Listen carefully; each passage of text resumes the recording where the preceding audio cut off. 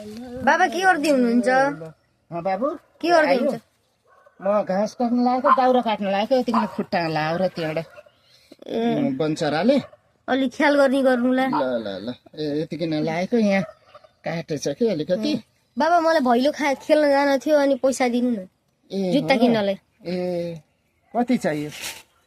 यो बाख्रो बाजु पैसा थियो तर यहीँ हालेँ कि घर छ पनि हेर्छु र।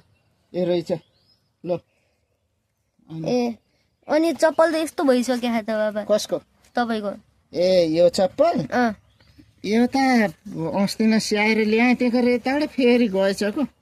अब यो त्यारा पोखरी अब त्यहाँ यतिकन तरकारी लगाएको छु त्यही तरकारी बेचेर लिउँला नि त। तिमीले जुत्ता त लिएर आऊ। होइन म जुत्ता त बरु पछि किनिहाल्छु तपाईँको लागि चप्पल ल्याइदिन्छु। चप्पलको यस्तो भइसक्यो। ओहो मेरो छोरो यति समझदार भएछ मलाई चाहिन्न। तिम्रो उमेर छ भैलो खेल्न पर्यो टडक्क हुन पर्यो। म त घरै बसिया छु म त किसानी मान्छे। ल राम्रो ल्याए है।